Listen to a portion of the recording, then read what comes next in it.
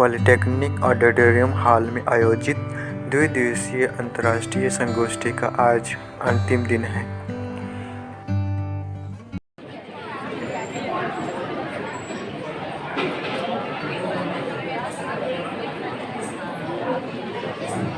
फूलों के पास न बोली है न उन्हें वाणी का वरदान प्राप्त है, लेकिन फूल पुष्प अपनी खुशबू रंगों आप से अतिथियों का सम्मान करने का सामर्थ्य रखते हैं। अब मैं पुष्पों के माध्यम से आमंत्रित अतिथियों का स्वागत करना चाहूंगी। मैं सर्वप्रथम पद्मश्री लीलाधर जगोड़ी सर के पुष्पगुच्छ के माध्यम से स्वागत करने के लिए विभागाध्यक्ष डॉक्टर बीन के प्रधान सर से अनुरोध करती हूँ कि वे पुष्पगुच्छ से जगोड़ी सर का स्वागत करें। कार्यक्रम की अध्यक्षता कर रहे डॉक्टर विनय कुमार पाठक सर के स्वागत के लिए मैं पुनः विभागाध्यक्ष से अनुरोध करती हूँ।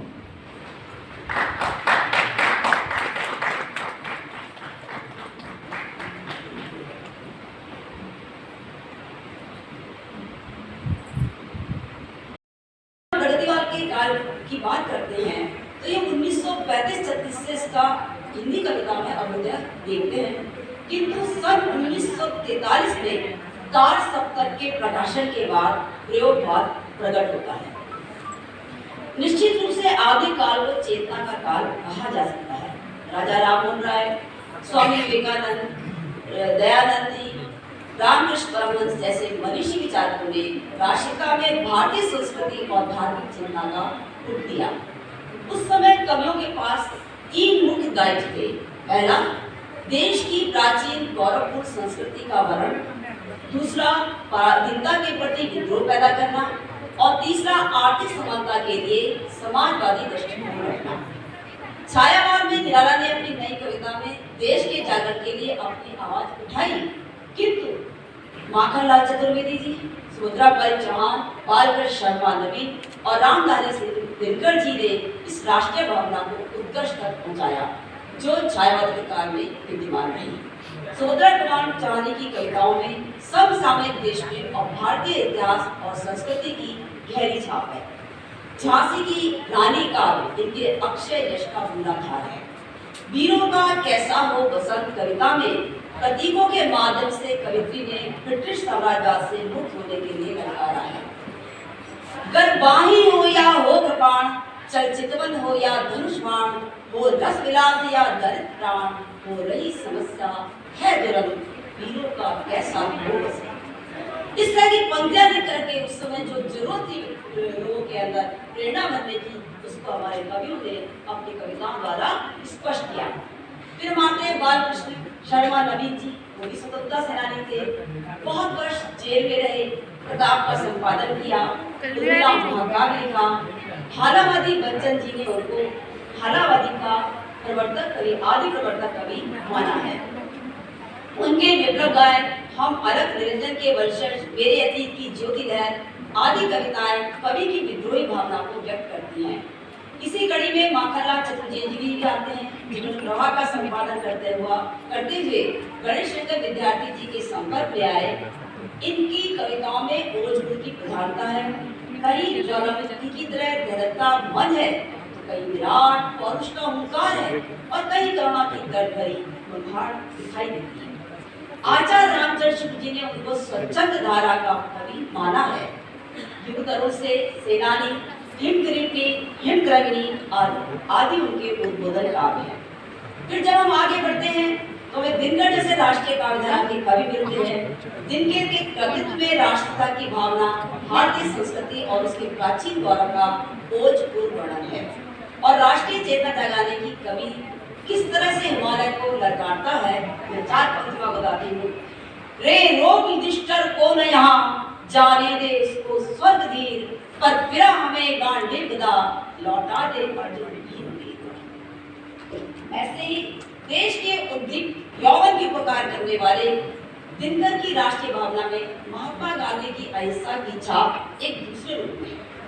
कुरुक्षेत्र की भूमिका की प्रसिद्ध उक्ति, आत्मा का संघर्ष आत्मा से और शरीर का संघर्ष शरीर से वाला दर्शन है, ये भी कविताओं में बहुत प्रखर रूप से हम देखते हैं। वस्तुतः इनकी राष्ट्रीयता नेताजी सुभाष चंद्र बोस द्वारा निर्दिष्ट पद पर चली। ओज और शक्ति के गायक दिनकर जी इस दृष्टि से बंगला के काजी नजरुल इस्लाम और उर्दू के कवि जोश के करीब हैं। हुंकार की अनंत गीत कविता उल्लेखनीय है। चरण धरज घर कर चढ़ा विजित शंखों पर झंडा वही उड़ाते हैं, अपनी ही उंगली पर जो खंजर की जंग चढ़ाते हैं। हुंकार में जब वो लिखते हैं, फेंकता हूँ लो तोड़ मरोड़, अरे निष्ठुर वीर के तार, उठा चांदी का उज्जवल शंख, फूंकता हूँ भैरव हूँ। इसलिए वो राष्ट्र भी कहा गया कि उन्होंने राष्ट्रीय चेतना जगाने के लिए उन्होंने अपने में कार्य करा। ऐसे ही कुरुक्षेत्र में जो उन्होंने 1946 में लिखा है, इस महाकाव्य में राष्ट्रीयता एक प्रगतिशील भूमिका में व्यक्त हुई। वह हिंदी का सर्वश्रेष्ठ युद्ध काव्य है। इस टक्कर का दूसरा कोई भी काव्य अभी तक खड़ी बोली में नहीं लिखा गया है।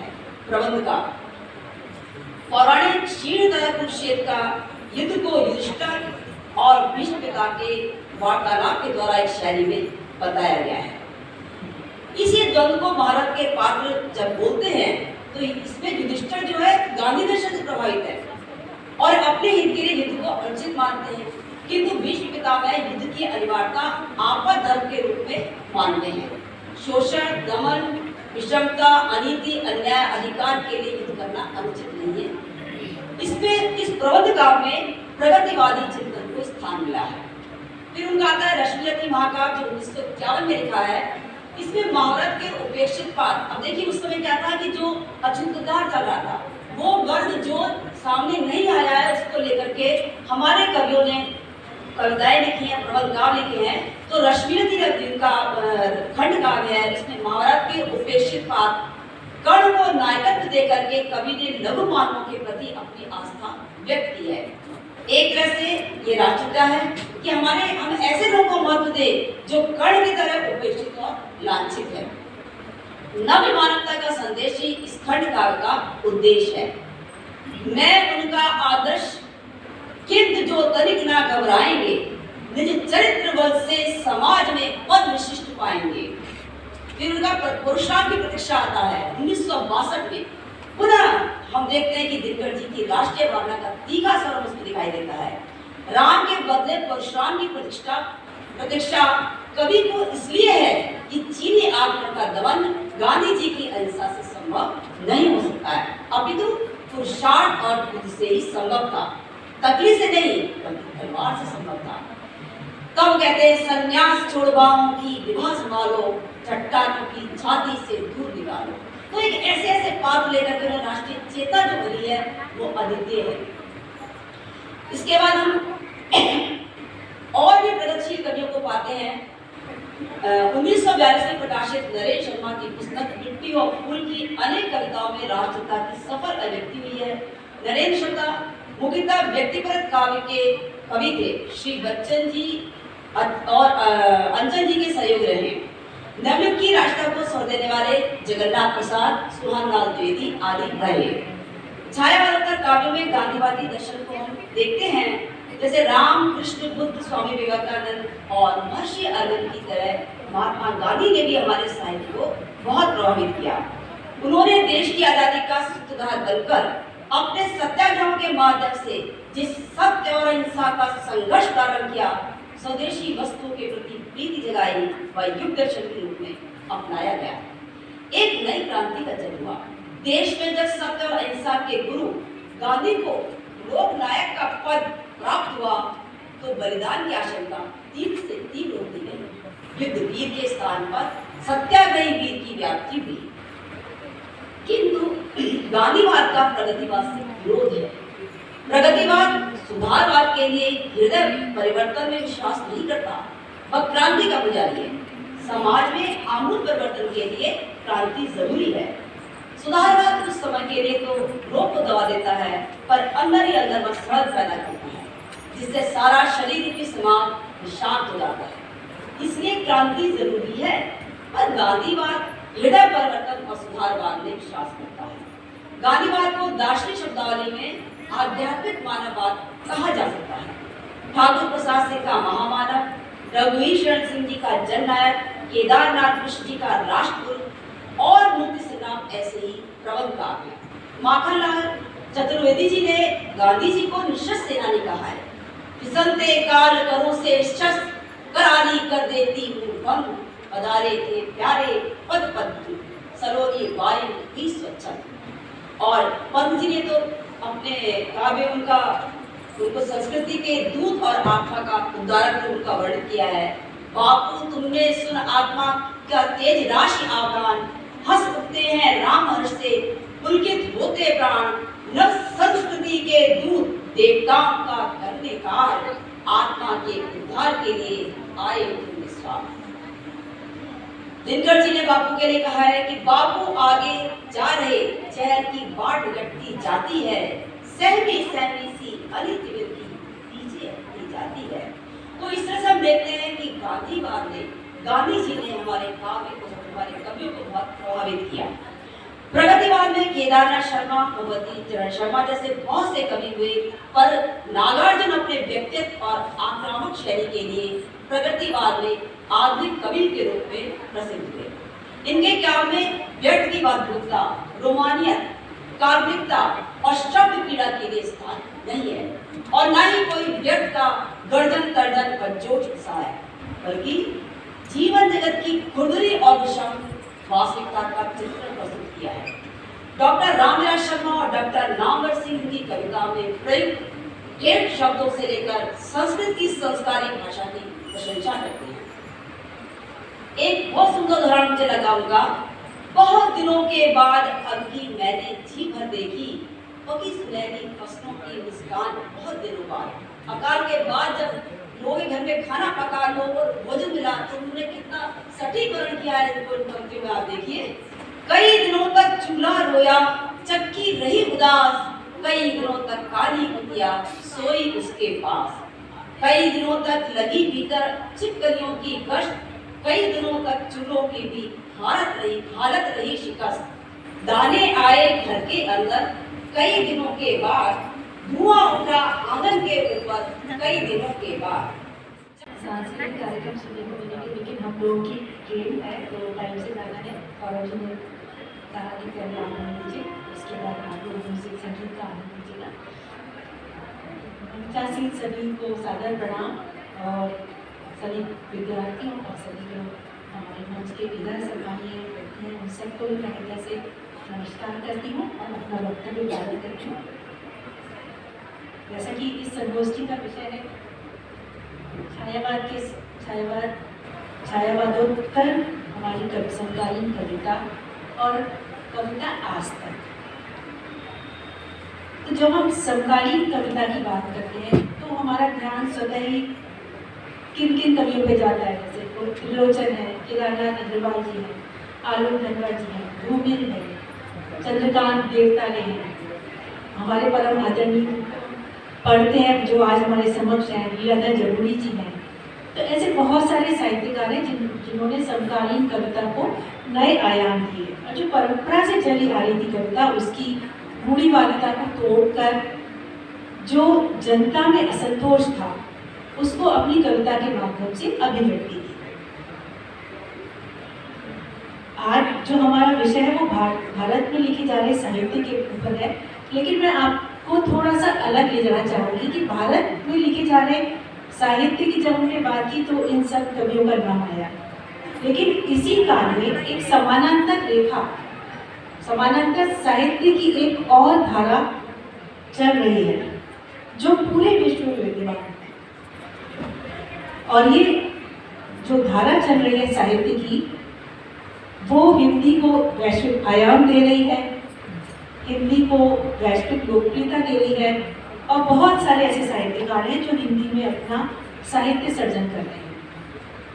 ये सारे साहित्यकार आज आप देख ही रहे हैं कि जो प्रवासी साहित्य की बात हम करते हैं वो पूरे विश्व, कितने सारे भारत के विश्वविद्यालयों में एक विषय के रूप में पढ़ाया जाने लगा है।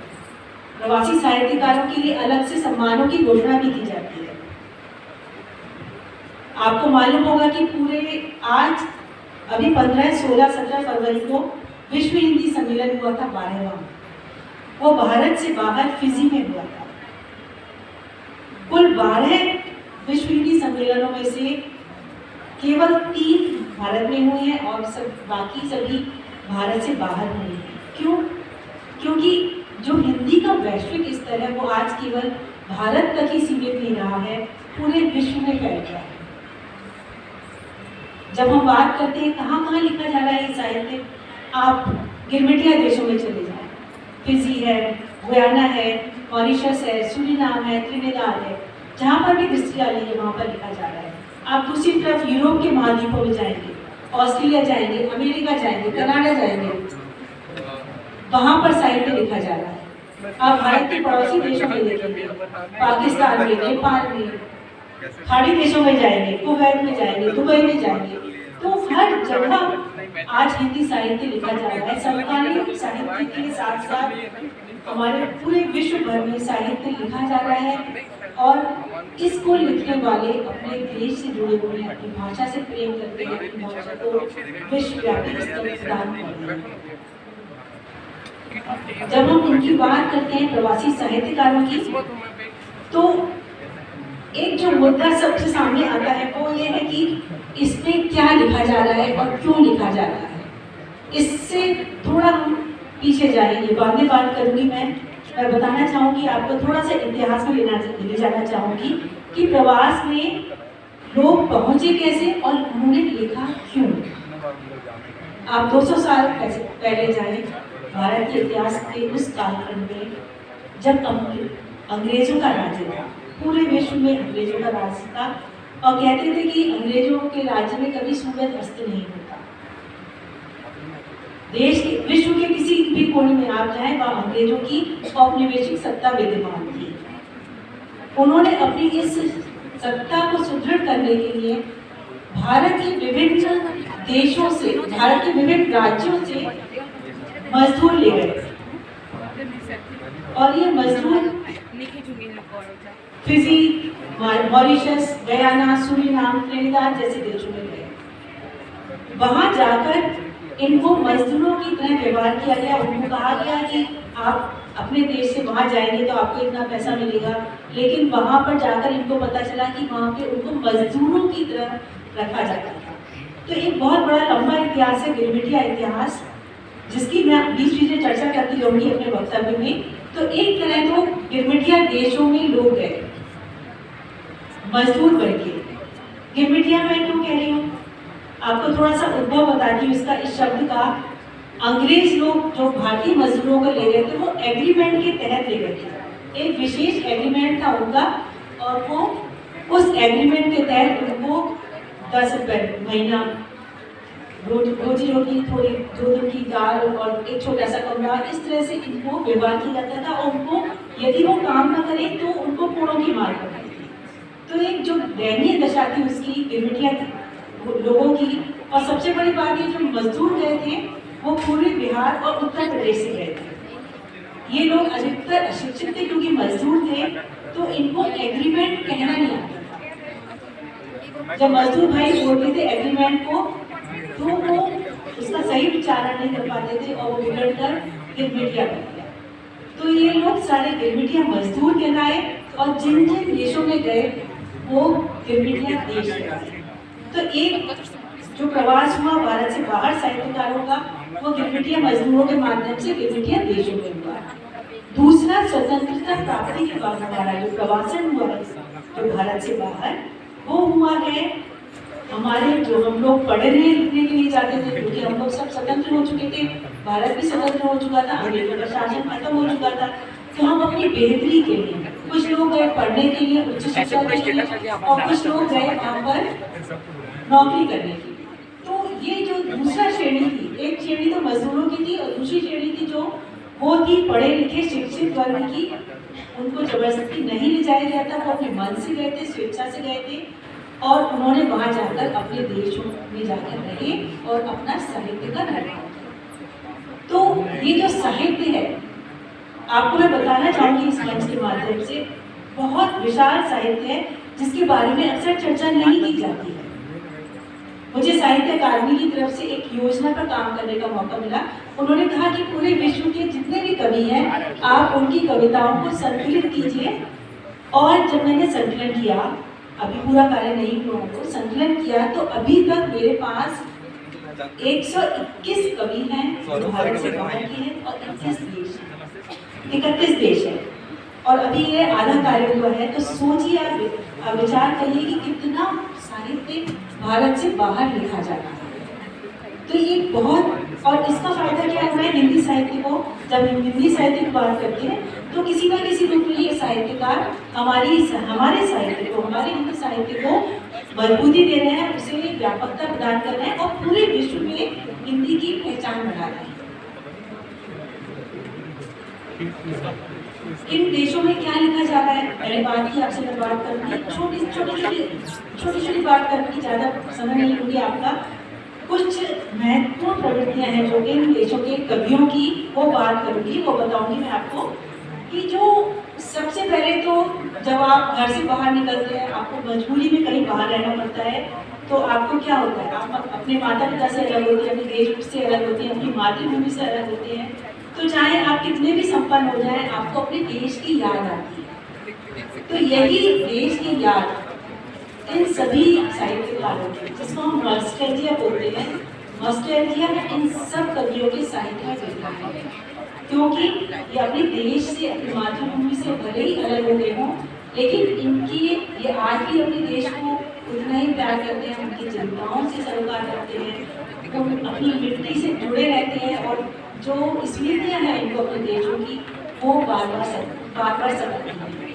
एक फिजी के कवि है, मैं उनका एक कविता बताऊंगी, सुनाऊंगी आपको, बहुत अच्छी है, आपको लगेगा, मुझे लगता है बहुत पसंद आएगी। युवा कवि हैं ये, और इनकी 4वीं-5वीं पीढ़ी के लोग फिजी आकर रहने लगे थे। युवा कवि हैं खेमेंद्र अमन कुमार, जो अपनी मातृभूमि से टूटने का, अलग होने का जो दंश है, वो इनकी कविता में किस प्रकार व्यक्त है, बड़े सीधे सादे सरल शब्दों में। कोई शिल्पगत सौंदर्य का इस्तेमाल, जो अकृत्रिम शिल्प सौंदर्य है, उसको इस्तेमाल ना करते हुए बड़ी ही सरल सीधी सपाट बयानी में ये अपनी बात कहते हैं। सुनिएगा, एक छोटी सी पोटली, एक मीठा सा सपना लेकर झगड़ू चला 7 समुद्र पार, 1200 मील दूर। जब आंख खुली तो पाया रबड़ी पृथ्वी, साहब का कटीला चाबुक, जो मैंने बताया था कोड़ों की मार करते हैं, साहब का कटीला चाबुक, और दूर लेन में छोटे छोटे कमरे दिए जाते थे उनको, जिसमें वो एक छोटे से कमरे में 3-4 मजदूरों को रख देते थे, करवट लेने की जगह तक नहीं होती थी, उसमें उसी में खाना पकाना, उसमें सब कुछ करना होता था। तो एक बहुत बड़ा दर्द था जो उसको उन्होंने भोगा।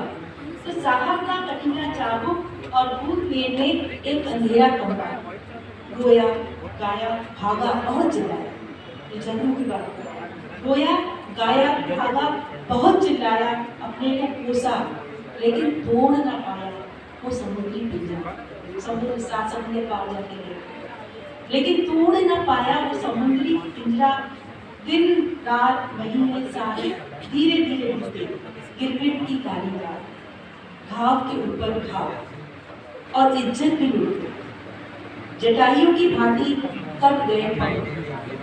जब पिंजरा पूरा अकेले तट पे पड़ा, वो उड़ ना सका, फिर टूटी पोटली और रेत बरसा, एक छोटी सी पोटली, एक मीठा सा सपना लेकर झगड़ू चला 7 समुद्र।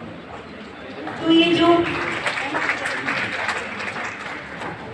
जो ये दर्द है अपने मातृभूमि से अलग होने का और दूसरे अनजान देश में आकर बसने का, उसमें उनकी अस्मिता का संघर्ष भी है, अपनी पहचान भी है, अपने संस्कार, अपनी संस्कृति को खो जाने का डर भी है।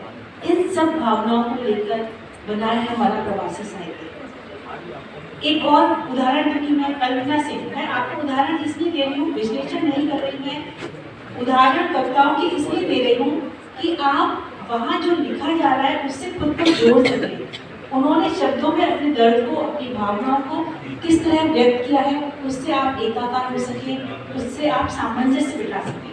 सीधे मैं जुड़ाव करती हूँ, कल्पना सिंह अमेरिका की कहती हैं, मैं लौटना चाहती हूँ घर अब, क्षितिज के पार जाते पक्षियों के साथ, भेजना चाहती हूँ संदेश उन खेत खलियानों का जहाँ बसती है मेरी आत्मा, और यादों के उन बियाबानों को जहाँ अब भी भटकता है मेरा बंजारा मन।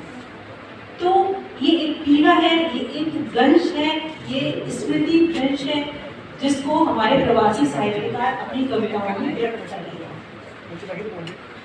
दूसरी प्रवृत्ति है जो इन साहित्यकारों की, वो क्या है? आप सोचिएगा, जब आप अकेले रहेंगे कहीं पे, अक्सर क्या होता था, ये लोग जैसे कोई, मैंने बताया आपको, प्रवासी जो आदमी साहित्यकार हैं वो या तो नौकरी करने के लिए जा रहे हैं, उनके विवाह भी हो चुके हैं, अपनी पत्नियों को भी ले जा रहे हैं साथ में। तो पत्नियां अधिकतर बहुत पढ़ी लिखी भी हैं, लेकिन दूसरे देश में उनको कुछ स्थान नहीं मिलता, ना तो उनके साथ ना वहाँ कोई बोलने वाला है, कोई बात करने वाला है, ना कोई उनसे उनका हाल चाल। आप अपने घर में निकलेंगे घर से बाहर तो आपको 10 लोग मिल जाएंगे, भैया कैसे हैं, भैया मम्मा कैसी है, पापा कैसे हैं, सब पूछेंगे। लेकिन वहाँ पर आप जो पाश्चात्य जीवन शैली है उसमें कोई किसी से बात ही नहीं करता है। और जो भारत से गया हुआ है उसके लिए तो पूरा आसपास पूरा मोहल्ला सब लोग परिवार के होते हैं। तो ये जो भावना है, पारिवारिक भावना है, वो वहाँ के लोग वहाँ पहुँचकर उसको मिस करते हैं, उसको बहुत अनुभव करते हैं, उनको याद करते हैं कि काश वो अपने देश में होते। और यही स्थिति वहाँ के बूढ़े बुजुर्गों की भी है। अपने बच्चों के साथ उनको जाना पड़ता है, लेकिन होता क्या है, वहाँ पर बच्चे तो काम पर चले जाते हैं और बूढ़े बुजुर्ग अपने घर में अकेले रह जाते हैं। ये बहुत सुंदर सी कविता है, मैं बताना चाहूँगी आपको। गुलाब खंडेलवाल जी हैं, अमेरिका के बहुत बड़े कवि हैं। मैं इसलिए उदाहरण दे रही हूँ कि हमारे साथ जो शोधार्थी बैठे हुए हैं, मैं उनको एक तरह से प्रेरित कर रही हूँ कि आप प्रवासी साहित्य को पढ़िए, उन पर काम करिए, उन पर शोध करिए। और बहुत जैसे पुराना भारतीय साहित्य पर बहुत काम हो चुका है, लेकिन प्रवासी साहित्य पर काम करिए तो आपको नए नए आयाम मिलेंगे, नया काम करने को आपको मिलेगा। तो आप प्रवासी साहित्य को भी साथ साथ पढ़ते रहिए। मैं एक गुलाब खंडेलवाल जी की अमेरिका में रहते के लिए अब स्वर्गीय हो चुकी है, उनकी एक कविता बताना चाहूँगी कि उन्होंने किस तरह से वहाँ के अकेलेपन का एहसास अपनी कविता में व्यक्त किया है। वो कहते हैं, कैसी यह अनिश्चित निश्चिंतता, उठकर आता हूँ। सो अपने से आप लगेगा हाँ ये तो बिल्कुल सही कह रहे हैं। उठकर आता हूँ तो वह द्वार स्वतः खुल जाता है, ऑटोमेटिक कमरे होते हैं, दरवाजे होते हैं, खुल जाता है। लौट कर आता हूँ तो कोई स्वागत को नहीं आता, कोई है ही नहीं घर में, कौन उनसे बात करेगा। जग रहा हूँ तो कोई सुलाने वाला नहीं है, सो रहा हूँ तो कोई जगाने वाला नहीं है। 2 घड़ी रुककर मुझसे बात करे, किसी के पास इतना समय नहीं। तो ये अकेलापन है जो प्रवासी साहित्यकार प्रवास में रह रहे, जो भारतीय है, वो भोग रहे हैं। और ये जो मैं की बात करते हैं, सब अपनी अपनी बात करते हैं, लेकिन ये मैं अकेला एक प्रवासी या किसी साहित्यकार का नहीं है, पूरे प्रवासी भारतीयों का दर्द है जो अपने देश से अलग होकर रह रहे हैं।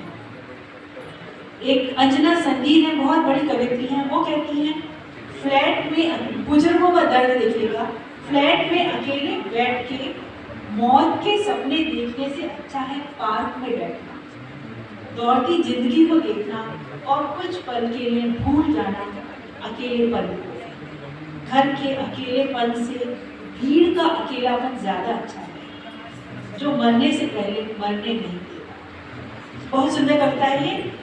और जब हम बात करते हैं समकालीन साहित्य की, तो मुझे लगता है कि जो ये साहित्यकार हैं वो भारतीयता से सरोकार रखते हैं। जो भारत में मुद्दे होते हैं, आप चाहे निर्भया कांड ले लें, चाहे आप धारा 370 ले लें, चाहे सुनामी ले लें, इस पर बहुत सारी कविताएं लिखी गई हैं। क्यों? क्योंकि वो अपने आज भी भारत के बारे में चिंतित है। भारत में यदि कुछ समस्या आती है तो प्रवासी साहित्यकार हैं जो उस पर उन विषयों को अपनी कविता के माध्यम से उठाते हैं। गिरमिटिया देशों में जैसे मैंने बात की, मुझे वहाँ पर रहने का भी अनुभव मिला था 5 साल। तो वहाँ पर लोग कहते थे कि यदि भारत को छींक आती है, तो भारतवंशी है वहाँ के, उनका प्रेम देखिएगा, वो कहते थे कि यदि भारत को छींक आती है तो मॉरिशस को बुखार आता है। तो ये जो है अपने देश से जुड़ाव का एक जो भावना है वो प्रवासी साहित्यकारों में देखने को मिलती है। हमारे जो समकालीन साहित्यकार हैं वो राजनीति के माध्यम से बहुत कविता, राजनीति पर कविता के माध्यम से प्रहार करते हैं। बहुत मारक प्रहार किए हैं कवियों ने। बहुत कुछ लिखा भी है। और राजनीति, मुझे लगता है कि राजनीति और साहित्य का बड़ा गहरा संबंध है, क्योंकि राजनीति जहाँ देश की व्यवस्था को विद्रूप कर रही है, जो आज की राजनीति है, वो निश्चित ही उससे कोई संवेदनशील अछूता नहीं रह सकता। और यही जो भारत में लिखा जा रहा है, वो भी प्रवासी साहित्य में भी लिखा जा रहा है। एक तुलना देखिएगा, कनाडा के एक धर्मपाल सिंह महेंद्र जैन हैं, बहुत बड़े व्यंग्यकार हैं वो लिखते हैं, मौत नेता के दिमाग में, जैसे हम लोग चिंतित होते हैं ना, नेताओं की बात करते हैं, नेता के दिमाग में रची बसी है कुर्सी, 4 पायों पर खड़ी, एक पाया पैसा, एक पाया मीडिया, एक पाया बिरादरी, एक पाया प्रशासन, चमचों की पीठ और जनता की सीट। तो ये देखिएगा, जो राजनीति का माहौल है, जो वहाँ है, वो यहाँ पे है। तो यही सरोकार है जो दोनों देशों के साहित्य, दोनों विश्व भर के साहित्यकारों और भारत के साहित्यकारों को आपस में जोड़ता है, क्योंकि संवेदनाएं एक है, सरोकार एक है। ऐसे ही एक और देखिएगा, मॉरिशस के कवि हैं राज हीरामन, छोटी सी 2 पंक्तियां बताऊंगी। हर पत्ता राजनीति की तरह कई रंग बदलता है, रंग बिरंगे सूखे पत्ते गिरते गिरते धरती भर जाते हैं और नेता जाते जाते देश को खाली कर जाते हैं। तो क्या सामने है, कितना मारक प्रहार है, कितना जो विद्रूपताएं हैं राजनीति की, वो उस पर उन्होंने भी अपनी आंखें खोली हैं, अपनी कलम चलाई है। ज्यादा बड़ा नहीं करूंगी मैं, 2-3 बातें और रखूंगी। हाँ, समकालीन कवि जिसकी हम भारत में बात करते हैं, भारत में लिखे जा रहे साहित्य के बारे में बात करते हैं, कि उसी तरह जो विश्व में साहित्यकार हैं, वो भी अपने परिवेश के प्रति बहुत आक्रोश की भावना रखते हैं। जो वहाँ के कवि हैं, उन सभी लोग अपने देश की समस्याओं से चिंतित हैं, आदर्श देश की स्थापना का प्रयत्न करते हैं। और जब स्वतंत्र हुआ देश, तो जो वादे किए गए थे, जो एक सपना देखा था आज़ादी की बात का भारत के लोगों ने, कि भारत ऐसा होगा, भारत वैसा होगा, तो उनकी सीमा, जनता के जो कहते हैं, उनके सपने पूरे नहीं हो सके, उनके ख्वाब थे जो अधूरे रह गए। वही भावना भारत से बाहर के साहित्यकार किस तरह से उठा रहे हैं, देखिएगा। और भ्रष्टाचार और जो अराजकता हमारे समाज में बाद में विद्यमान हुई, उसको भी किस तरह से उन्होंने अपनी तीखी कलम से प्रेषित किया है। बहुत छोटी सी कविता है, सुनिएगा। और प्रतीकात्मक ढंग से उन्होंने, देखिएगा स्तर, देखिएगा प्रवासी साहित्यकारों का। अभिमन्यु नंद का नाम सबने ही सुना होगा आप सबने, उनको मॉरिशस का प्रेमचंद भी कहा जाता है। उन्होंने एक कविता लिखी है अपने देश की राजनीति पर, अपने देश के व्याप्त भ्रष्टाचार पर। वो कहते हैं, जिस दिन सूरज को मजदूरों की ओर से गवाही दी गई थी, ध्यान से सुनिएगा, जिस दिन सूरज को मजदूरों की ओर से गवाही देनी थी, उस दिन सुबह नहीं हुई। क्यों नहीं हुई? उस दिन सुबह नहीं हुई। सुना गया कि मालिक के यहाँ की पार्टी में सूरज ने ज्यादा पी। तो ये प्रतीकात्मकता के माध्यम से उन्होंने किस तरह से बताया है, उसमें सब कुछ आ गया, प्रशासन भी आ गया, आपका न्याय व्यवस्था भी आ गई, मालिक मजदूर भी आ गए, सारी एक तरफ शोषक और एक तरफ शोषित, जो एक सीमा रेखा है, उसको उन्होंने अपनी कविता में प्रतीकात्मकता के माध्यम से व्यक्त किया।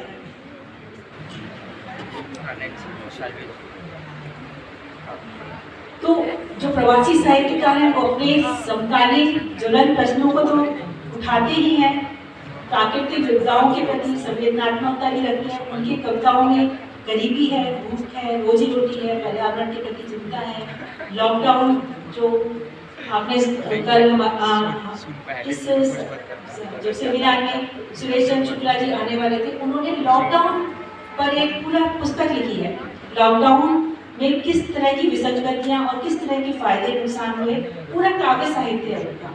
तो प्रवासी साहित्यकार हैं, वो लॉकडाउन पे भी लिख रहे हैं, ब्रेक्सिट पे भी लिख रहे हैं, और सामाजिक सरोकार, जो भी सामाजिक सरोकार हैं भारत से बाहर और भारत के भीतर, उन सब से अपने को जोड़ रहे हैं, अपनी कविता को लिख रहे हैं। और सबसे बड़ी बात जो मैं कहती हूँ कि नारियों के प्रति, जो नारी का मुद्दा समाज साहित्य के बिना अधूरा रहता है, तो नारियों के प्रति भी उन्होंने अपने नारी के प्रति चिंताएं व्यक्त की है। मैंने आपको बताया कि निर्भया कांड की बात करती हैं वहाँ की महिलाएं, एक सुधा ओम भीटा हुई है, बहुत बड़ी साहित्यकार है, उन पर बहुत सारे शोध भी भारत में हो रहे हैं, विश्वविद्यालय के पाठ्यक्रमों में भी चलाई जा रही है। वो कहती हैं स्त्रियों की दशा को देखते हुए, स्त्री विमर्श की हम चर्चा करते हैं कि मैं ऐसा समाज निर्मित करूंगी जहां औरत सिर्फ माँ, बेटी, बहन, पत्नी या प्रेमिका ही नहीं, एक इंसान, सिर्फ इंसान हो, उसे इसी तरह जाना और परखा जाए, जाना, पहचाना और परखा जाए।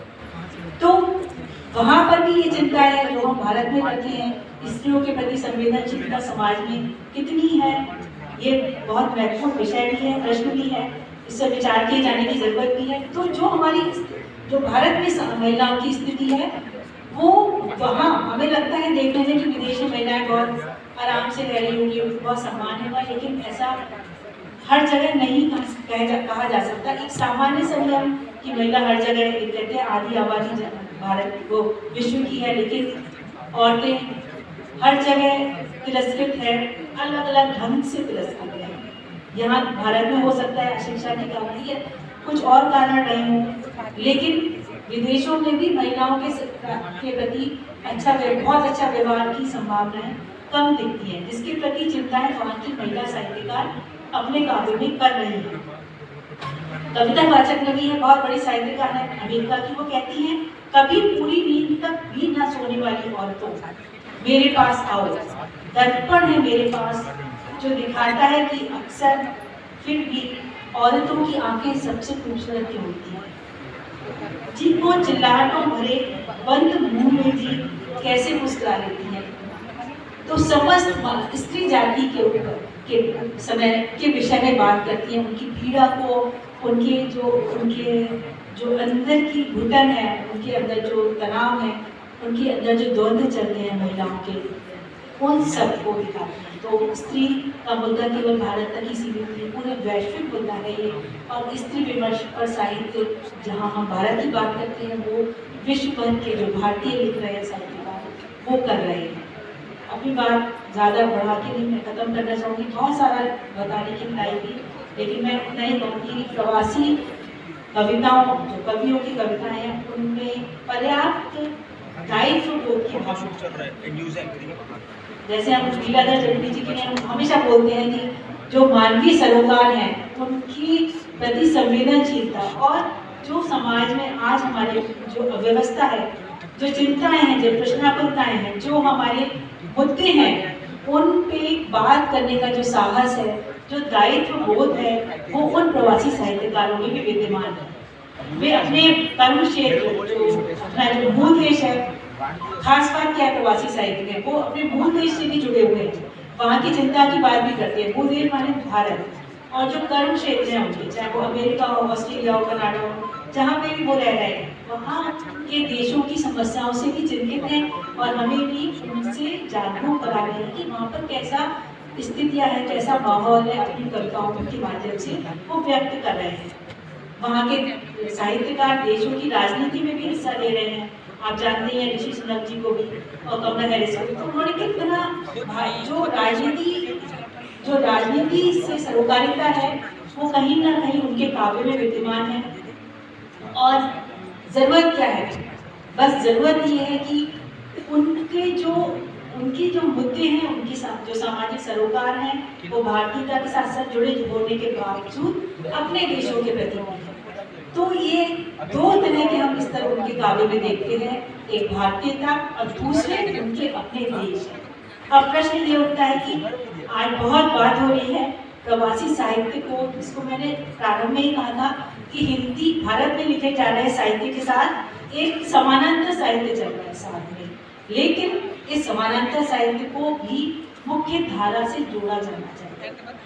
यदि हम प्रवासी साहित्य को भारतीय साहित्य से, भारत के में लिखे जा रहे साहित्य के साथ मुख्य धारा में जोड़ेंगे, तो आप कल्पना कीजिए कि हमारा साहित्य, जो हिंदी की वैश्विकता है, जो हमारे साहित्य की वैश्विकता है, वो कितनी व्यापक हो जाएगी, उसके आयाम कितने खुल जाएंगे। ज़रूरत है आज तक पुनः विमर्श करने की, इस पर चर्चा करने की, और अपने विश्वविद्यालय को, आज मैं यहाँ रायगढ़ के किरोड़ीमल कॉलेज में हूँ, प्रधान वीरकेतन प्रधान जी से निवेदन करना चाहूँगी कि वो अपने शोध छात्रों को प्रेरित करें कि प्रवासी साहित्य की बात के बारे में वो शोध करें, पढ़ें और जानें कि हमारी हिंदी, हम केवल हिंदी आज केवल भारत तक ही सीमित नहीं है, पूरे विश्व में फैल रही है और फल फूल रही है, और उसको वहाँ पर क्या लिखा जा रहा है उसको जानने की हमें आवश्यकता है, उसका पुनर्पाठ किए जाने की आवश्यकता है, पुनः विवेचन करने की आवश्यकता है। आप सभी ने मुझे ध्यान से सुना, इसके लिए बहुत बहुत आभार। और नीलकेतन प्रधान जी को मैं अपना विशेष तौर पर आभार देना चाहूँगी, जिन्होंने मुझे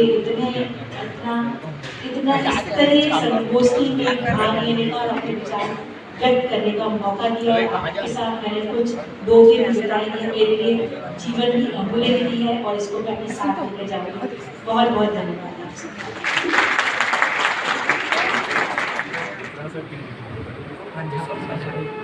बहुत बहुत धन्यवाद।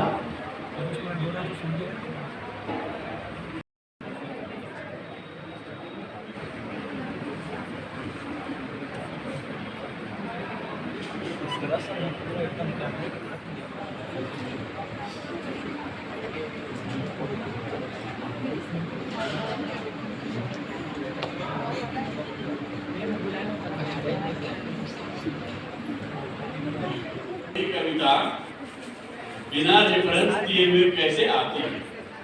अंतर्देशीय इसकी जो पहली पंक्ति है वो मेरी नहीं है, वो भारत सरकार की है।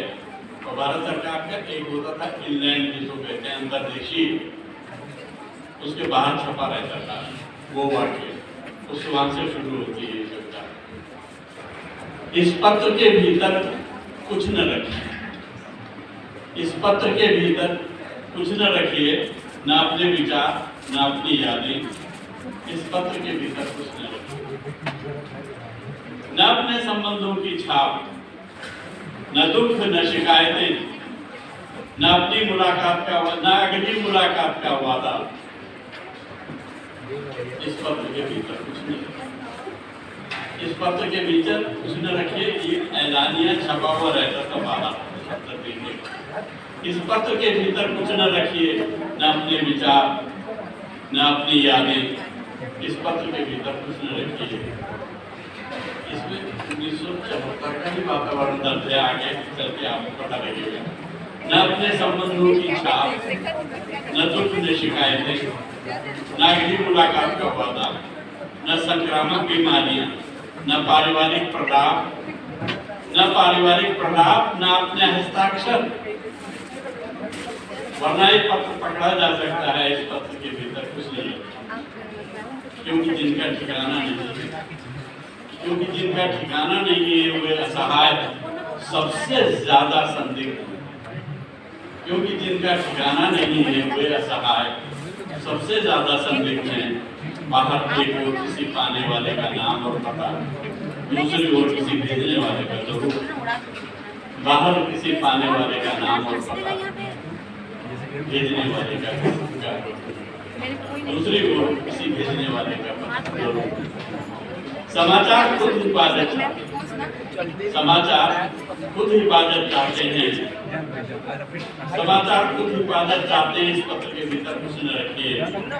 भेजने वाला जानता है क्या नहीं लिखा गया, क्यों नहीं लिखा गया, पढ़ने वाला जानता है। भेजने वाला जानता है क्या नहीं लिखा गया, क्या नहीं लिखा गया, क्यों नहीं लिखा गया, पढ़ने वाला जानता है। बस ये कविता आगे बताओ। एक आदमी, देखिए इसको अभी मेरा एक शब्द नहीं, मुझे क्यों एक आदमी, ये 1974 में हुआ, एक आदमी अभी मेरा एक शब्द लेकर मुझे खो गया। एक आदमी अभी मेरा एक शब्द लेकर मुझे खो गया। उसके मुंह में वो शब्द अभी गर्म, उसके मुंह में वो शब्द, उसके मुंह में वो शब्द अभी गर्म हो गया। ऐसा उस समय हुआ जब कांच की किरच वाली दीवार पर एक बिल्ली मुंह में चूहा लेकर जा रही। ऐसा उस समय हुआ जब कांच की किरच वाली दीवार पर एक बिल्ली मुंह में चूहा लेकर जा रही थी। झाड़ी में बिल्ली ने चूहे को छोड़ दिया, झाड़ी में बिल्ली ने चूहे को छोड़ दिया। गरम कोमल भड़कता हुआ चूहा चला, चलने के बाद दौड़ने लगा। जो ही दौड़ने लगा दौड़ते ही फिर दबोचा बिल्ली।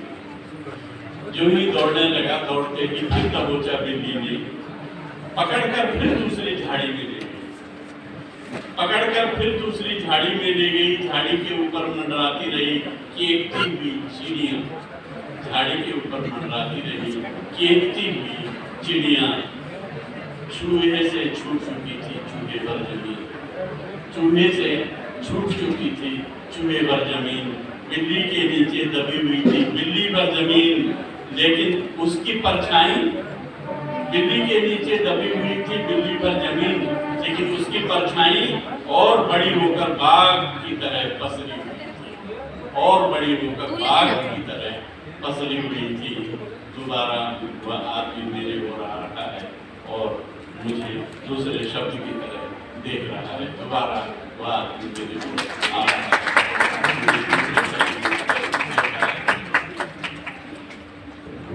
बहुत बहुत धन्यवाद सर।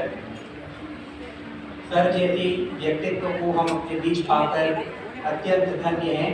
मैं पूरे महाविद्यालय परिवार की ओर से स्नातकोत्तर हिंदी विभाग और रायगढ़ अंचल की ओर से सर का हार्दिक हार्दिक अभिनंदन करता हूँ। धन्यवाद ज्ञापन।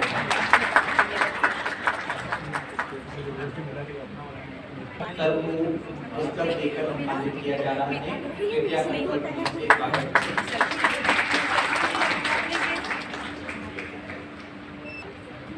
हमारे आज की इस आयोजन की अतिथियों के प्रस्थान का समय हो गया है।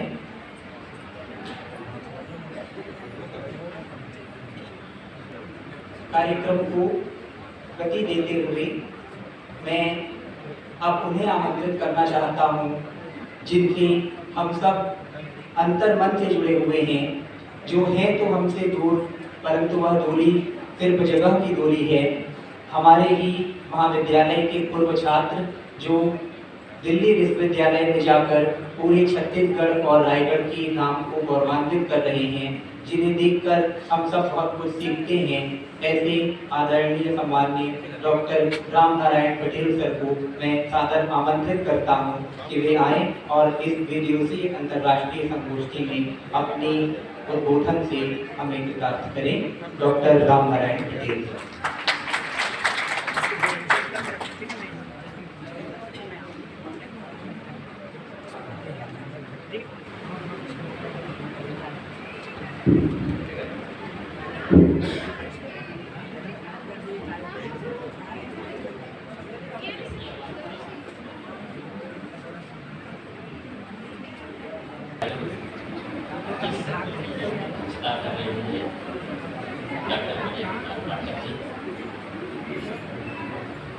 लीलाधर जमुनी जी जो जनवादी चेतना से जुड़े हुए हैं, दीपक पांडे जी, नूतन पांडे जी और दक्षिण भारत से आए लिंग चिरंजीवी जी, लिंगम चिरंजीवी।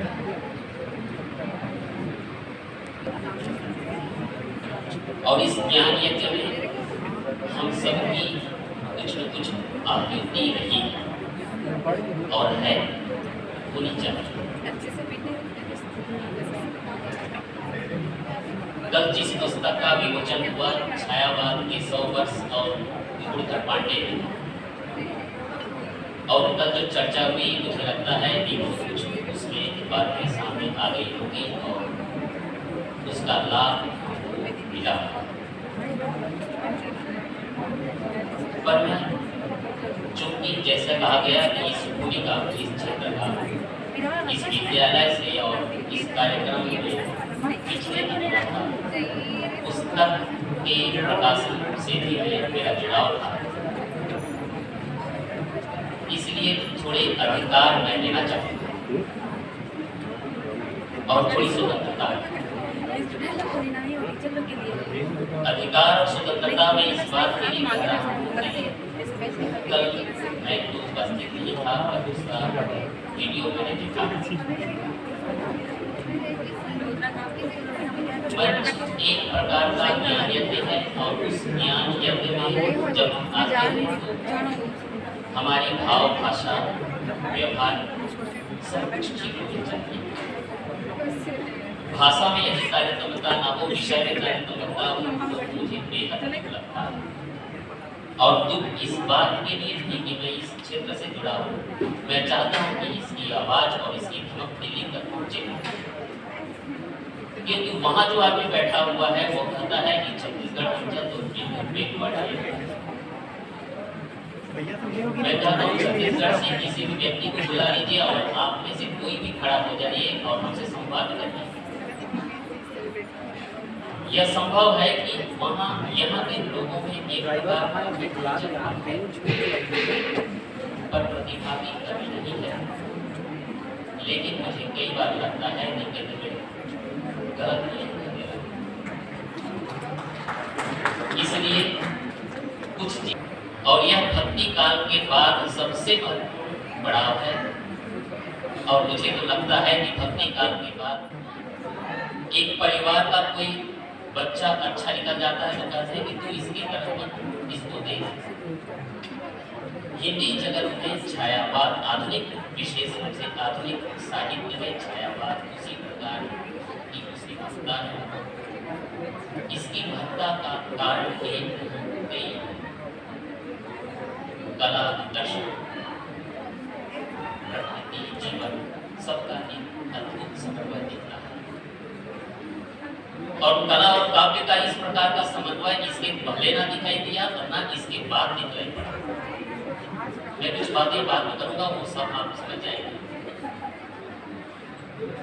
एक अंतर्बोध की चेतना जगी, प्रकृति के प्रति एक जिज्ञासा का भाव जगा, एक कुतूहलता का भाव आया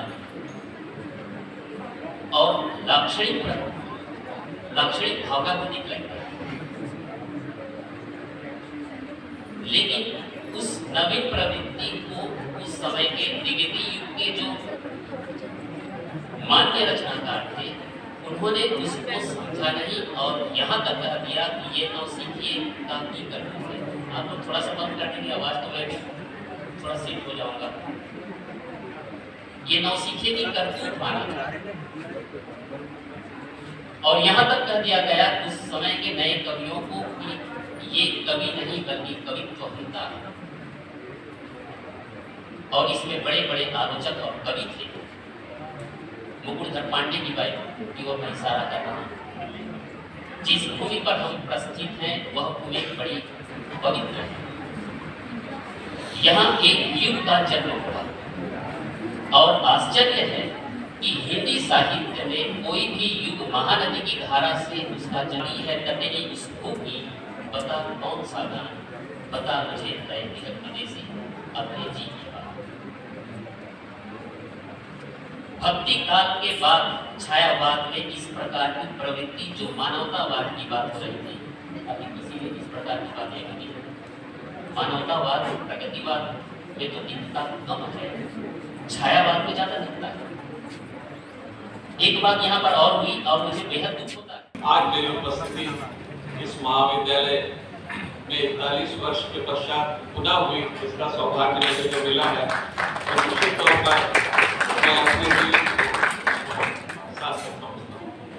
इस मंच पर उपस्थित आदरणीय पाठक जी, मणि ठाकुर जी, अंजनी कुमार जी और करुणा मैडम और पटेल साहब, सभी को नमन के साथ सभागार में उपस्थित सभी मेरे मित्रों और विद्यार्थीगण,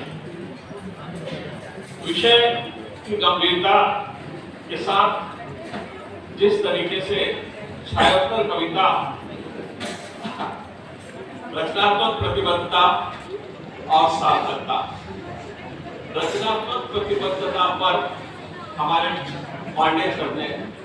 पाटिल सर ने बहुत कुछ दिशा निर्देश के साथ बहुत सारी बातें कही और इसके पहले छायोत्तर काल छायावाद के ऊपर करुणा पांडे मैडम ने व्यापक रूप से बहुत सारी बातें बताई और प्रवासी साहित्य पर नूतन पांडे जी ने भी बहुत सारी बातें कही। इस मूल विषय की बात को, ये मूल विषय की बात पर मैं आगे अपनी बात रखते हुए इस संगोष्ठी की आवश्यकता की महिला को अपने विचार देने की कोशिश कर रहा हूँ। छायावाद के बाद 86 साल और ये 87 वर्ष का ये वर्ष जब इस संगोष्ठी की आवश्यकता हमें महसूस हुई, तो मैं हमारे बीच उपस्थित सभी विद्यार्थीगणों को यह आह्वान करने की अपेक्षा रखता हूँ कि हमारा यह दायित्व, नैतिक दायित्व है कि हम आने वाले समय को इस संगोष्ठी के लिए जिस विषय पर इस संगोष्ठी का आयोजन हुआ है, ये नींव का पत्थर बनकर हमारे सामने रहे। आने वाले समय में इस नींव के पत्थर को पर आप अपनी इमारत खड़ी करें और आप अपने नैतिक दायित्व को समझें। सभी युवा छात्र इस ओर अपना ध्यान देंगे, ये मेरी आशा है। विषय के ऊपर प्रगतिवाद, प्रयोगवाद, सारी बातें बहुत कुछ हो चुकी है। मैं अपनी तरफ से भारतीय काव्य मूल पर और नवगीत पर कुछ बातें आप लोगों के समक्ष रखने की कोशिश करूंगा। भारतीय काव्य मूल्य में नवगीत ने ऋग्वेद काल से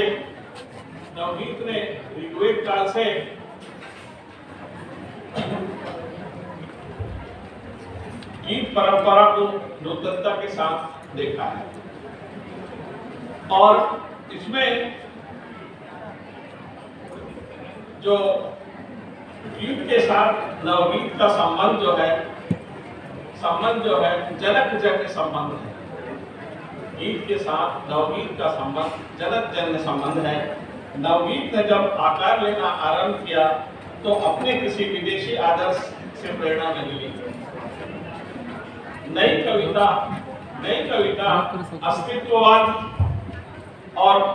अस्तित्ववाद के प्रभावित थी और प्रतिवाद मार्क्सवाद का साहित्य संस्कार। वस्तुतः गीत में परिवर्तित की आवश्यकता और उनकी आहट छायावाद के काल से ही आने लगी। तो नवगीत को छोटी सी एक पद्यांश के रूप में मैं आप लोग के समक्ष रखने की कोशिश करूंगा।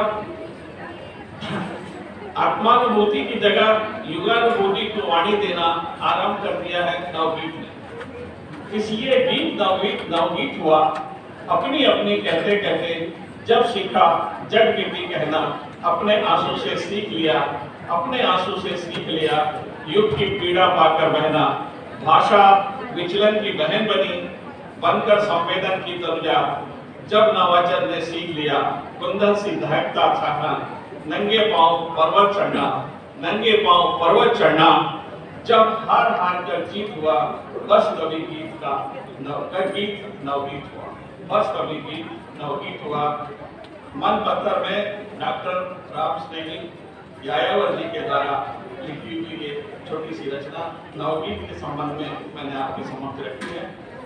और इसी प्रकार नवगीत जो है वो परिवार को बहुत ही करीब से देखने की कोशिश करती है। नवगीत के कई आयामों में एक आयाम परिवार को लेकर बहुत ही सशक्त आयाम है नवगीत में। और इसमें वर्तमान में युवा नवगीतकारों ने जिस तरीके से 2021 तक नवगीतकारों ने बहुत कुछ हमारे कविताओं को दिया है। उसमें बहुत से नाम हैं। गुलाब सिंह, देवेंद्र शर्मा, इंद्र, महेश आनंद, डॉक्टर ओम प्रकाश, मधुकर आस्थाना, ये तो पुराने हुए।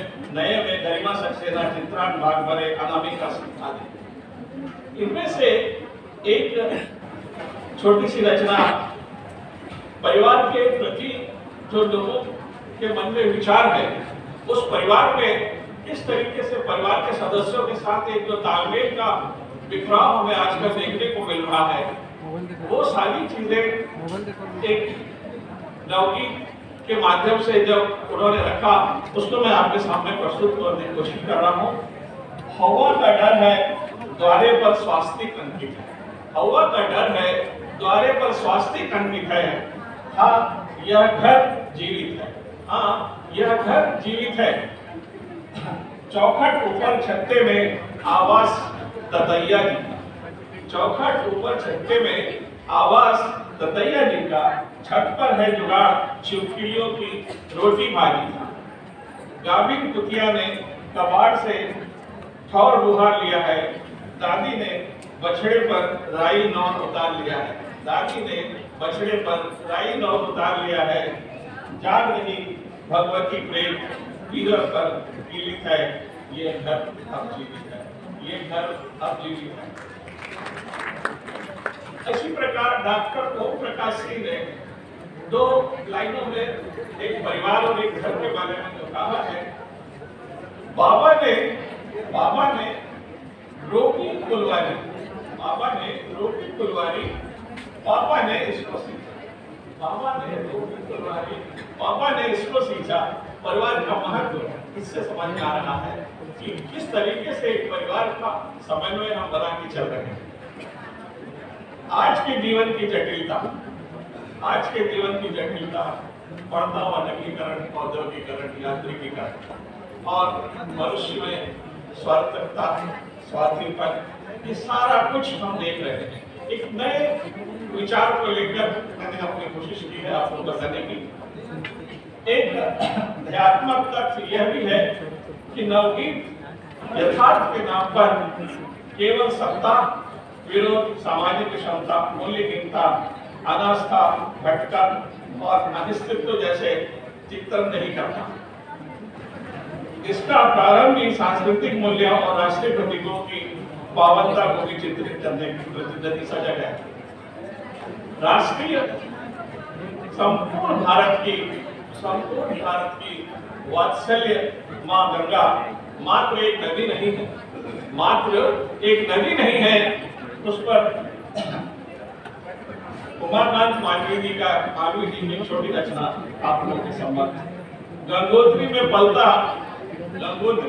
पलता पलना झूले, आगे चले बिकैया, भागीरथी घुट रुवन डोले, शैल शिखर की छैया, भूखा कहीं देवव्रत तेरे, दूध भरी है छाती, दौड़ पड़ती ममता की मारी, तनकर संग समाती, गंगा नित्य रवाती है, बढ़ती जैसे कपिला गैया, गंगा नित्य रवाती है, बढ़ती जैसे कपिला गैया, सारा देश सुधा बेटा वत्सल गंगा मैया।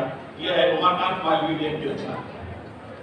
और बरगद को प्रतीक मानकर संस्कृति की रक्षा के बारे में ओम प्रकाश सिंह जी ने लिखा है।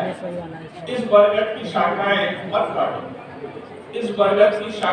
मत काटो, यह संस्कृति है अतीत की खिड़की से जो झांक रही है। तन जड़े होंगे अंकुर पर ओम प्रकाश सिंह की रचना का एक अंश है। नवगीतकारों के बारे में और भी बहुत सारी बातें हैं। मुझे सिर्फ मैं छोटा सा इसके समापन करते हुए नवगीत गीत की परंपरा का नवीनतम संस्करण है। भारतीयता का आधुनिकतम स्वर है। संस्कृति का उदात्त लयात्मक स्वर है। सत्यम शिवम को सुंदर की आराधना है। सत्यम शिवम सुंदर की आराधना है। और अंत में मैं अपनी 2 लाइन से मेरे वक्तव्य को खत्म समाप्त करता हूँ। तुम स्वागत का अनुनाद सुनो, मैं संघर्षों का विलाप सुनो। तुम स्वागत का अनुनाद सुनो, मैं संघर्षों का विलाप सुनो।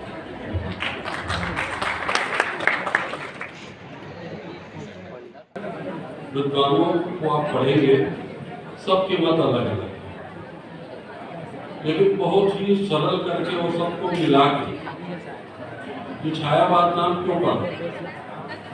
बुद्ध जी का जो अपना दृष्टिकोण है उसको साझा करके मैं बताऊं कि प्रथम विश्व युद्ध के बाद जो विषाद की स्थिति आ गई थी और ऐसा लगने लगा था कि अब पता नहीं हम स्वतंत्रता के लिए कुछ कर पाएंगे कि नहीं, और साथ की इस स्थिति में डर था यदि हम प्रत्यक्ष रूप से कुछ बात करें तो आतंकी अत्याचार अंग्रेज हमारा सर कलाम कर सकते हैं। इसलिए उन्होंने अप्रत्यक्ष रूप से संकेत के रूप में या हम कहीं छाया चित्र बनाकर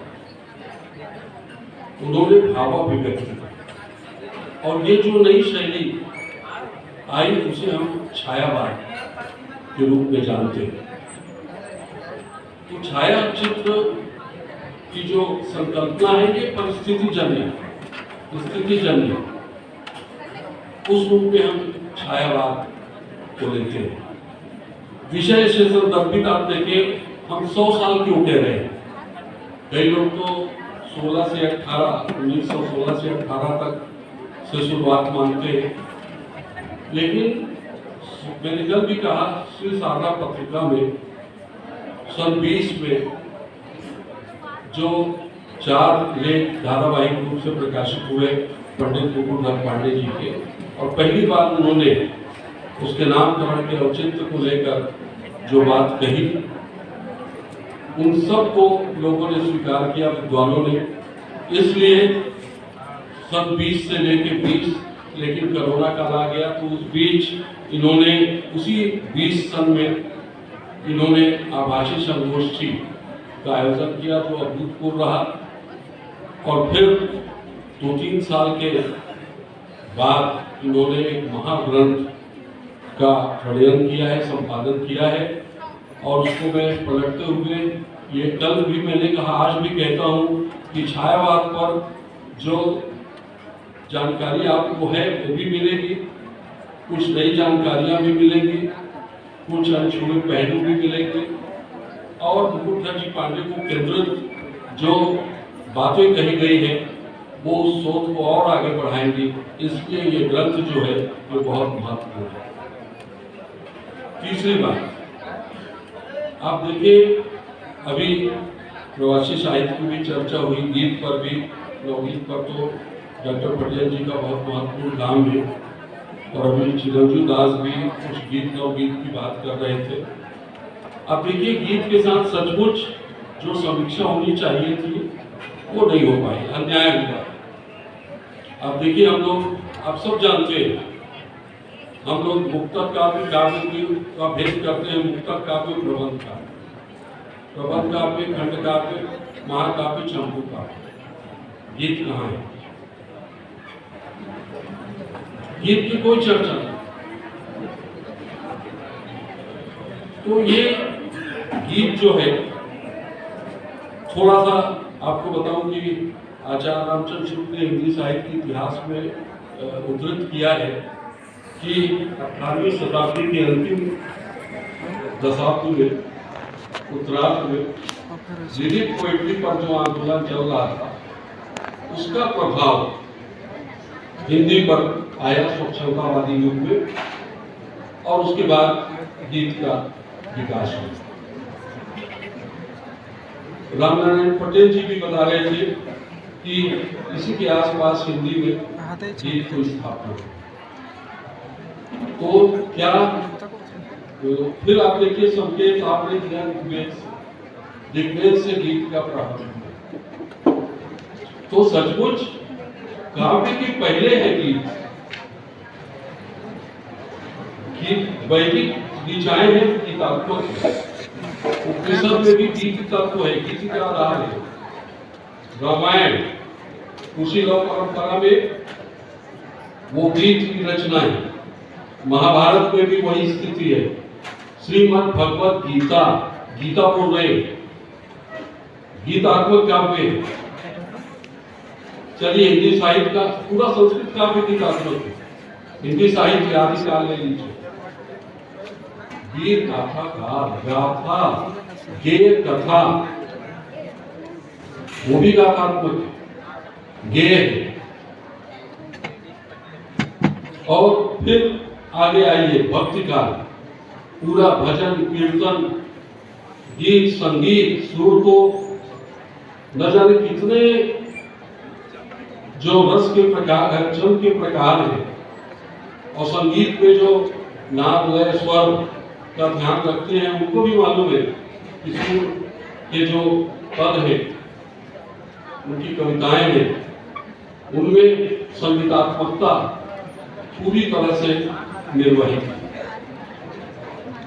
तुलसीदास में भी देखिए गीता बनी, कविता में लिखी थी, कविता में लिखी, गीता बनी। फिर इधर रीति काल में आप देखें तो उसमें भी गीत की परंपरा पद्माकर आदि कई कवियों में, भूषण आदि में आपको मिलेगी। और सबसे बड़ी बात, जो नवजागरण काल, पूरा नवजागरण काल जिसको कहते हैं, जिसमें सारे आंदोलन राष्ट्रीयता को केंद्र में रख के किए गए, वो सब गीतात्मक। पूरी राष्ट्रीय काव्य धारा जो है गीतात्मक। ये बड़ा दुर्भाग्य है कि हिंदी साहित्य के इतिहास में हमने बात के खानों में बांट के हमने बात की, स्वच्छंदतावाद, छायावाद, प्रयोग प्रगतिवाद, प्रयोगवाद, नई कविता, बाद में हमने राष्ट्रीयता गायब उपधारा के रूप में।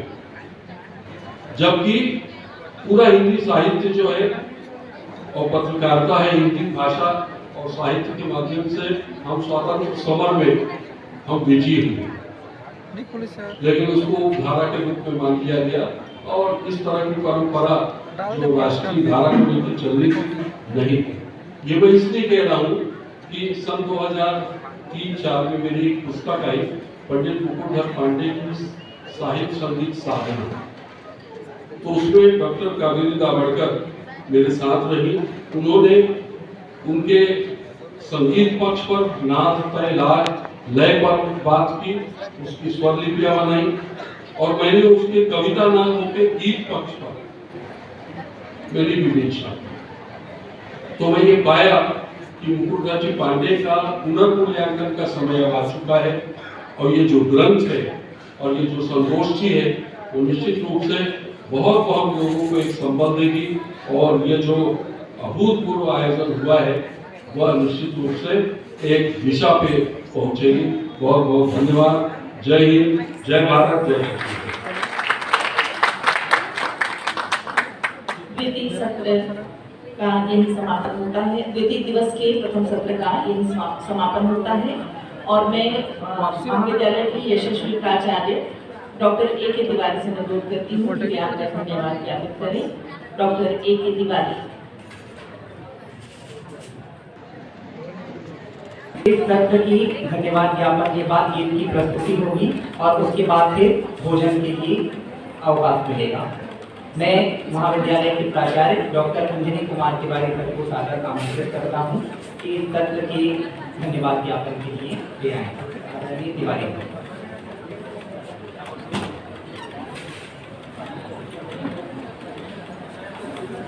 जो भी प्रतिभागी बाहर खड़े हुए हैं सब आकर मंच पर बैठ जाएं, सभा स्थल पर इधर बैठ जाएं।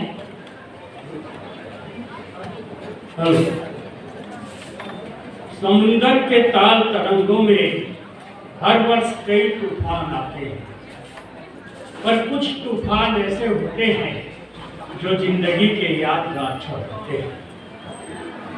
हमारे जिंदगी में भी उच्च शिक्षा के क्षेत्र में भाई डॉक्टर मिनकेतर प्रधान, विभागाध्यक्ष हिंदी, और हम दोनों ने मिलकर एक सोच उस समय चालू किए जब कोरोना जबरदस्त फैला, और उसके बावजूद भी हम लोगों ने वेबिनार का आयोजन किया। महाविद्यालय के उत्कृष्ट विभागों में हिंदी विभाग को जाना जाता है। आज उनके अथक प्रयास का परिणाम था कि राज्य से राष्ट्र और राष्ट्र से अंतरराष्ट्रीय सेमिनार का आयोजन, और उसमें भी दूर दूर से महान साहित्यकार, पद्मश्री और कई महत्वपूर्ण विभूतियां और मूर्धन्य विद्वान सब आए।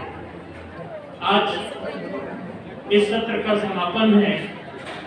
इस समापन के अवसर पर मंच में विराजमान और हम दोनों ये बात जरूर कह रहे हैं कि हम प्रधान जी मिलकर और कॉलेज वाले सब किए करके इसके मूल मार्गदर्शन में हमारे परम आदरणीय गुरुदेव डॉक्टर विनय पाठक जी का योगदान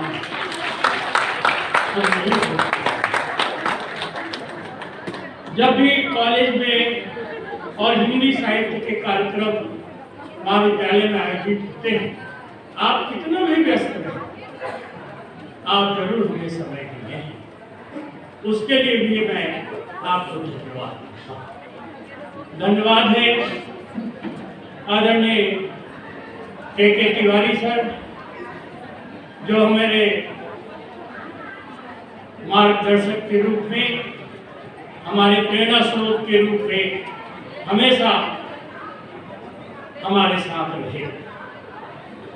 परम आदरणीय वेदमणि जी ठाकुर, संगीत की दुनिया के बेताज राजा हैं। संगीत ही जीवन है और बचपन से ही उनके गीत और संगीत हम सुनते आए हैं। अगर रायगढ़ आज संगीत के नाम से जाना जाता है तो वह व्यक्तित्व है वेदमणि सिंह ठाकुर। बड़े भाई आदरणीय जगदीश मेहर जी, मैं स्वयं काफी उम्र का हूँ, लेकिन वो मेरे से ज्यादा उम्र के हैं, मेरे बड़े भाई हैं। बचपन से ही उनका संगीत हम सुनते आए हैं और हमारे लिए, रायगढ़ के लिए, इस क्षेत्र के लिए वो गौरवपूर्ण व्यक्तित्व के धनी है। बड़े सरलता के साथ, कोई कमियां नहीं है उनमें, न किसी चीज की कमी है, पर बड़े सरलता के साथ सहृदय मिलते हैं और जब भी कहे वो आ जाते हैं। यह सचमुच हमारे महाविद्यालय का सौभाग्य है कि हमें अच्छे अच्छे लोग, और यह साहित्य जो गोमुख से निकली थी, साहित्य की गंगा आज सागर में मिल रही है। इस सफलता के लिए मैं और विशेषकर मेरे साथी प्राध्यापक जो बाहर से आए हुए हैं, उनका प्यार और इसमें उनकी व्यवस्था, बहुत कुछ हम उनके अनुरूप नहीं कर पाए होंगे, लेकिन हृदय से, दिल से हम बहुत खुश होकर उनकी सारी व्यवस्था करने में जुटे हुए थे। और विद्वान विनिष्का, यहाँ मैडम लोग भी आए हुए हैं, सर लोग भी आए हुए हैं, और सबसे बड़ी चीज, इस समुद्र मंथन से अगर किसी के लिए कुछ निकला है तो वो हमारे छात्रों के लिए निकला है। इसके लिए मैं बहुत बहुत धन्यवाद करता हूँ। मैं आदरणीय मैडम डॉक्टर करुणा पांडे जी को भी हार्दिक धन्यवाद देता हूँ। कल मैंने बताया था कि हमारा महाविद्यालय जिले का, हम सब का, रायगढ़ का अगर कोई दिल है तो वह तिरोड़ीमल कॉलेज है। इतने सारे विद्यार्थी यहाँ से निकले हैं और आज बहुत अच्छे जगह स्थापित है। हमारा कहना पद प्रतिष्ठा नहीं, बल्कि एक संसाधन के रूप में आज देश को वो समर्पित है, समाज को समर्पित है।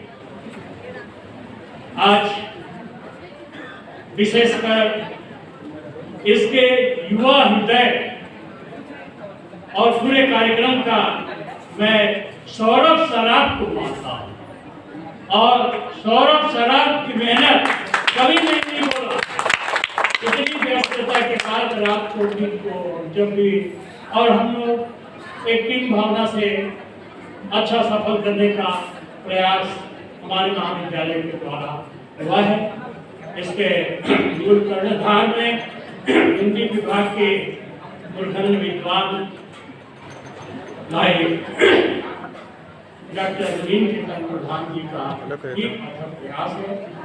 मैं इस समापन के लिए नगर के सभी देवी देवताओं को सादर नमन करते हुए मैं अब अपनी वाणी को विराम देता हूँ। धन्यवाद। जय हिंद, जय भारत, जय छत्तीसगढ़ और जय किरोड़ी मंत्रालय। धन्यवाद। दर्शन के माध्यम से इस वेबिनार का जो श्रेय मुझे वेबिनार का देने की कोशिश की और था, लेकिन मैं तो यही कहना चाहता हूँ, मेरा तो यह दायित्व था। विभागाध्यक्ष गुरुवार डॉक्टर निकेतन प्रधान सर की मार्गदर्शन में यह पूरा सेमिनार संचालित हो रहा है और जिसमें आपकी भी महत्वपूर्ण भूमिका है। आपका भी बहुत बहुत धन्यवाद।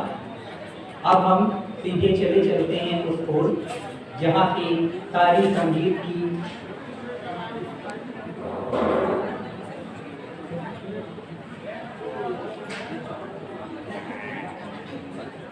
डॉक्टर विनय कुमार पाठक के द्वारा हिंदी विभाग में अध्यक्ष डॉक्टर रविंद्र चौबे मैम, सुश्री लक्षेश्वरी मैम और फिलहाल दल को प्रमाण पत्र देकर सम्मानित किया जाना है। आप सभी सादर आमंत्रित हैं।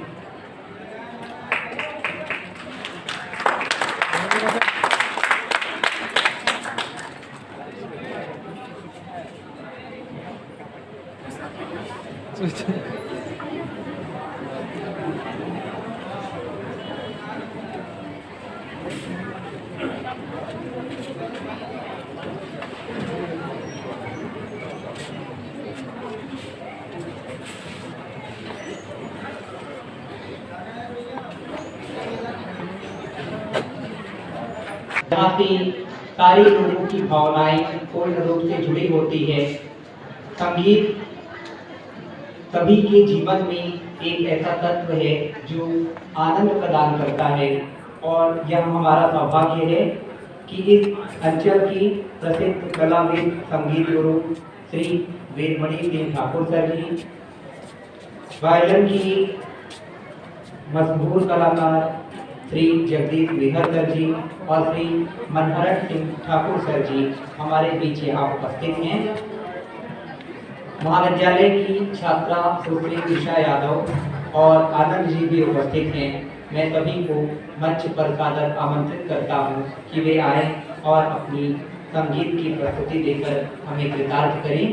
करतल ध्वनियों से हम स्वागत करते हैं श्री वेदमणि सिंह ठाकुर सर, श्री जगदीश विहर सर, सुश्री ईशा यादव, श्री आनंद जी।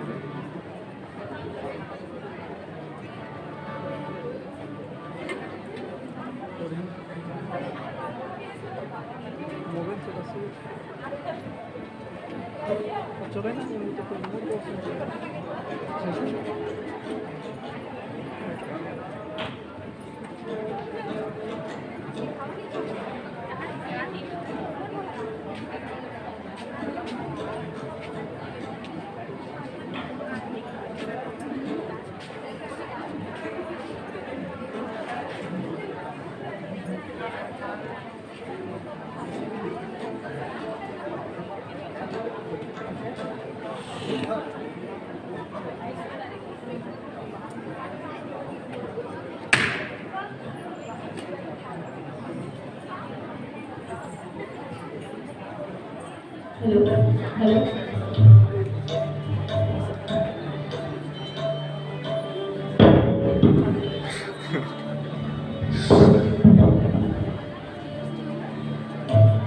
सर्वप्रथम हरिवंश राय बच्चन जी की रचना प्रस्तुत कर रही हूँ।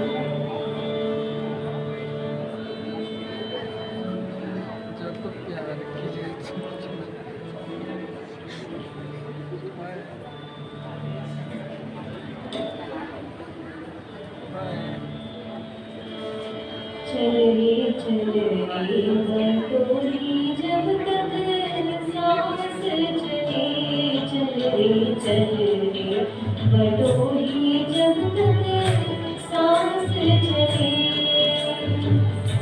सांस चले तेरी सांस चले, ओ सांस चले तेरी सांस चले, चल रे बटोही जब तक सांस चले, चल रे बटोही जब तक सांस चले।